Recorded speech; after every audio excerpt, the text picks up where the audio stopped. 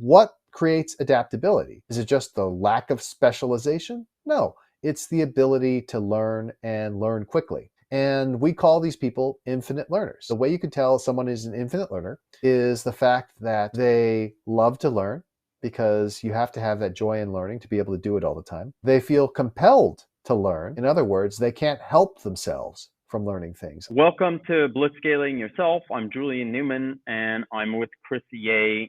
Chris is one of the world's most famous investors. His book, Blitzscaling, is taught at Harvard, Stanford, and Yale. He's co-authored it with the founder of LinkedIn, and the foreword is written by Bill Gates. Chris, welcome. You know, I'm so glad to be here, Julien. I must say, part of the reason I love doing these recording sessions is just to hear that intro. I'm even impressed by myself when I hear that. So the topic that's top of mind for me this week is really team building as a very earliest, week two, yes. Entrepreneur. And I think the challenge for me is I don't know what I'm working on, and I'm actively and proactively trying to not be committed to working on anything, because I want obviously I need some internal inspiration, but I'm trying to take the inspiration from customers and problems that they have. So yes, that was the advice from week one. So I'm glad to hear you're taking it. And so how do I do to build a team of believers and employees, co-founders, investors in that context? And I think the kind of core principle that you advocate for is you really want to build a team, find really smart generalists, and really smart generalists is another way of saying learners. I'll let you unpack that. Absolutely. So one of the principles from Blitzscaling is that startups need to hire generalists. And that's because things are in so much chaos. Things are changing all the time, and you need people who can adapt. But the question is, what creates adaptability? Is it just the lack of specialization? No, it's the ability to learn and learn quickly. And we call these people infinite learners. And the way you can tell someone is an infinite learner is the fact that they love to learn, because you have to have that joy in learning to be able to do it all the time. They feel compelled to learn. In other words, they can't help themselves from learning things. I am constantly learning things just as I wander through the world. We were talking before. One of the things I learned about is the existence of the Australian numbat. I'd heard of the wombat before. I'd heard of the kangaroo, the wallaby. I'd never heard of the numbat. And I'm like, wow, let me learn more about this remarkable creature which can vacuum up termites like there's no tomorrow. And then finally, you want people who are able to talk about their learning with others, to be able to be an explicit learner. Because if a person can't be explicit about what they've learned, then they can't convey it to others, and they can't effectively help the entire organization adapt. It's no good to have someone who's really adaptable but can't help the rest of the organization adapt. So those are the things you're looking for. It's not easy to find, but as you are having conversations about your company, whether with people who are explicitly prospective co-founders or just smart people you run across, looking for the signs of that person being a learner and being interested in what you're doing is how you can find people to join your team. And the reason you want generalists is A, because you don't know what you're working on. Mm-hmm. B, because even when you do know what you're working on, you actually don't know what you're working on, and everything will change. And then even when things don't change, in terms, the like what you're doing day to day changes way too quickly for a specialist. And I always thought of generalists and specialists as being opposing groups. So either you're a generalist or you're a specialist. And an interesting perspective or insight I got from you was that actually you can be both a specialist and a generalist. Absolutely. And that's the thing. As we said, being a generalist is not simply a matter of not having specialization. what makes you a generalist is the ability to learn about new topics. And so a person could be a specialist and yet be an infinite learner, in which case they could serve as a generalist if they're not focused on their particular specialization. I have a couple of specializations. I studied product design engineering at Stanford, so I'm familiar with design. I studied creative writing and English literature, so I certainly know that very well. And I worked for many years as a marketing executive at various startup companies, so I know that problem space very well. I could go on and on about what is the right way to build relationships with industry analysts and how do you launch a product into the marketplace and all those different things. And that makes me a specialist in those areas. But I'm also an infinite learner who is always learning new things, whether it is about the Australian numbat or how to use GPT-4 to write books. And my ability to learn those new things and to eagerly learn those new things and then to explain those things to others is really the core of what I do, whether it is as an author, a public speaker, or an investor. An example of someone who's like an extreme specialist, but also a generalist, that's someone we both know. Mm-hmm. This guy is called Sean Kelly. Sean is, one of the only profs at Harvard who's under the age of 80. He's, the most successful, insightful, and renowned philosopher in the world. So he's like very much a specialist, and he's a specialist in a very narrow area of philosophy too. And on one specific philosopher. That being said, he is an infinite learner, and he's always learning about things. And he's really, really smart about education in Right. general, which is really different from being an expert in Heidegger. So he's both an extreme specialist of world renown, and a generalist because he's an infinite learner. That's right. And again, you can choose to use a person for their specialty, or you can use their learning ability, in which case they're acting more like a generalist. But that's actually one of the perfect things. And by the way, when you're finding generalists, it's not like they lack specializations. It's not like they lack special skills. I'm sure almost every smart person has things that they can do that are unusual or different. And it's just a question of, do they also have the ability to learn new things, which is what allows them to adapt. So I'm going to pivot into the concept of age here. And maybe Mm-hmm. an interesting way to think about it is, why would you and Sean not be the perfect people for me to recruit into my startup? Exactly. So I think that in some sense, it would be perfect to recruit me and Sean into your startup. It's just we would not do that. And Sean would not leave a tenured professorship at Harvard University to become a low-level startup employee, nor would I leave my job as a best-selling author and venture capitalist to become a low-level operator at a startup company. And that's simply because the specializations and other things we've done over our careers have now given us better opportunities. And it's just hard for us to make that choice. But it's not even just a question of age, right? It's really more a question of what are the circumstances in that person's life. So here's a great example.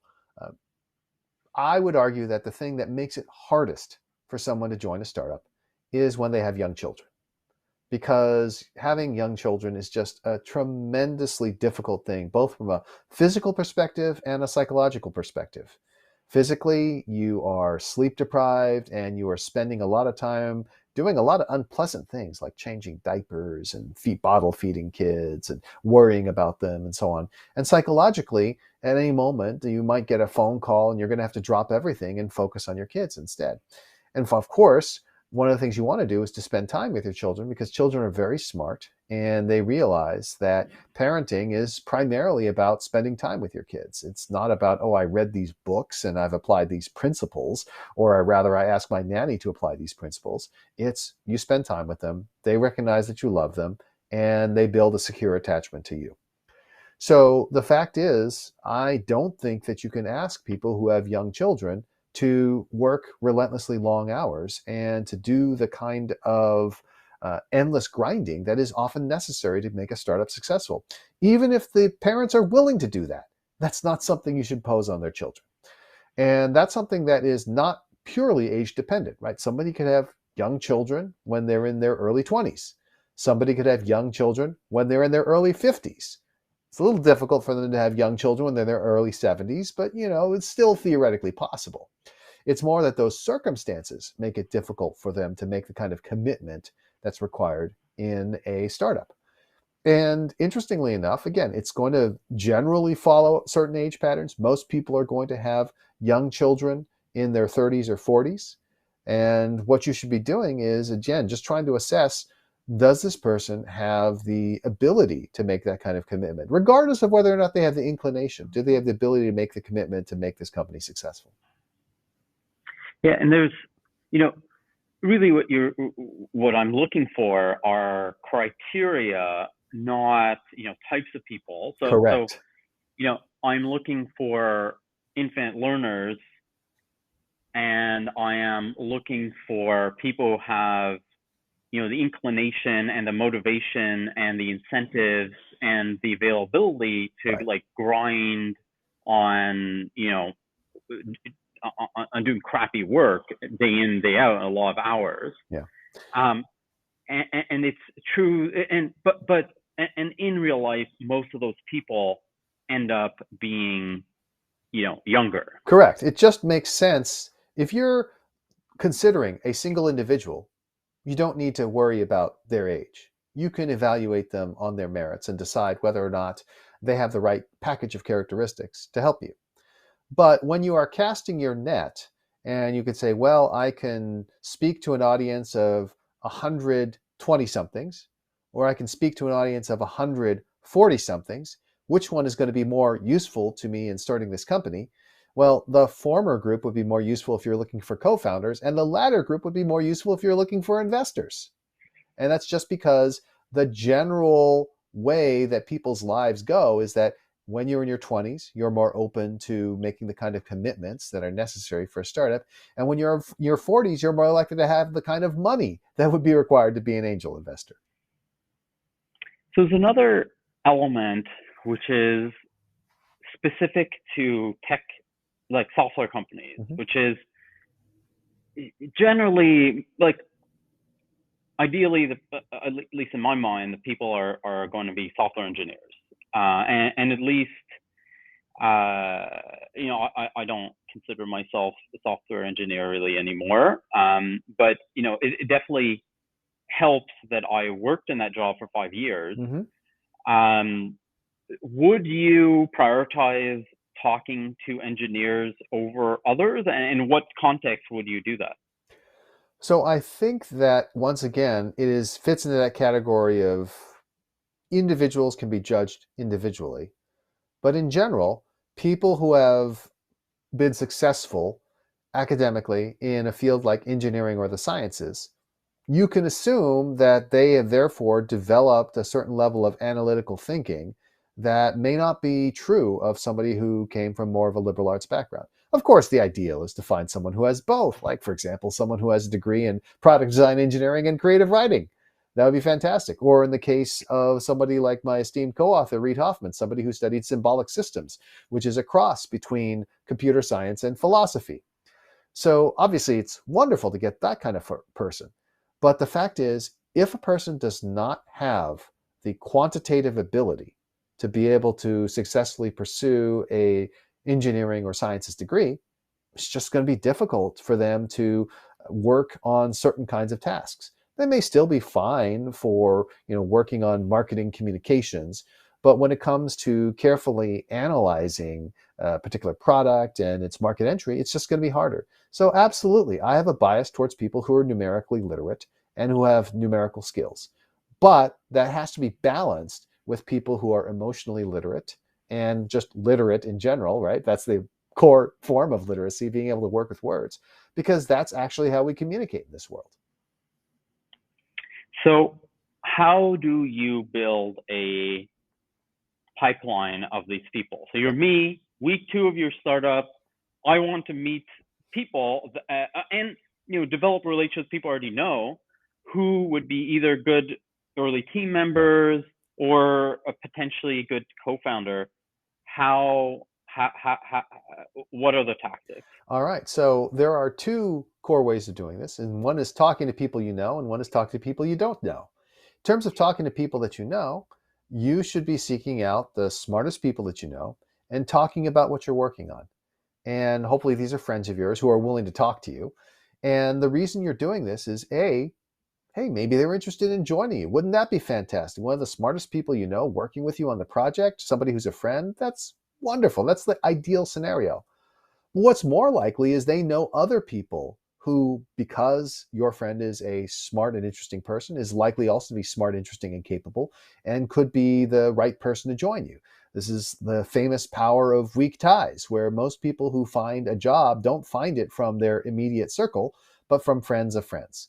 Because the friends of friends have many of the same characteristics of your friends, but are far enough away from your social circle to know about opportunities that you wouldn't otherwise become aware of. So that's why talking to people you know is so important. But the other thing you can do is you can talk to people you don't know. And this is actually one of the things that I do primarily through public speaking. If you find opportunities to speak to an audience, that is a one-to-many opportunity that is just much more time efficient than having a whole bunch of one-on-one meetings.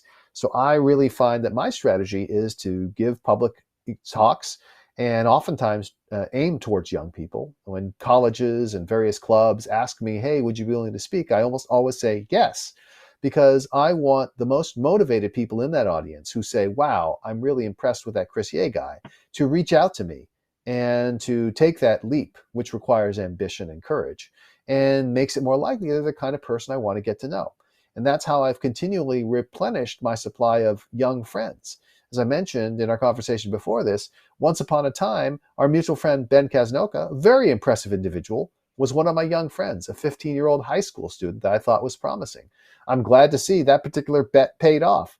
And that's happened many times in my life when I've met someone who was young and I thought was very promising and then went on to become a CEO or a venture capitalist or both, and or to do other amazing things as an artist or manager or what have you. And the last thing I would say about this is, of course, maybe you're not great at public speaking. Well, the other thing you could do is you could write. We have this amazing thing called LinkedIn, where if you write interesting content, insightful content, your friends will see it, and people who don't know you will see it. And even when you're asleep, your words could be working for you.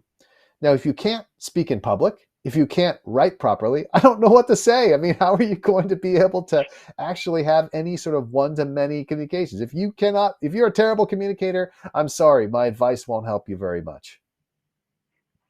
So one of the things, like, you have a bias towards kind of letting opportunities come to you, Correct. while my bias tends to be to like proactively seek out opportunities. Presumably, a balance of the two is what you need to do. But for this specific um, use case, which is creating a community of really smart people who are interested in the topics that you're working on, who are infinite learners, and who are are engineering oriented in a way. When should you let people come to you, and what are the benefits of doing that, and when should you be proactively seeking out people that wouldn't otherwise come to you, and what are the benefits? Yeah. So the benefits of letting people come to you is it's more time efficient. You can put your information out into the universe via one-to-many channels, and people will naturally self-select. And that means that people who come to you as a result of that are more likely to be interested in what you're doing. And therefore, you could save a bunch of time in terms of having those conversations. Now, that is what I call casting a broad net. But there is value in what I call spearfishing, which is to say being very careful in identifying individuals. Now, in order to make spearfishing work, what you have to do is you have to go spearfishing for the biggest possible game. And what I mean is you don't use spearfishing to find, I need to spearfish and find a 17-year-old who is promising. I don't think that that's a particularly good use of spearfishing. I mean, to put a bunch of effort into that, it's not going to pay off. However, if you were to tell me, Julien, there is one person in the world who may be very famous and hard to reach, but who is absolutely the best person in the world to opine on what you are doing, then I would say it is reasonable to spearfish to try to get to that person.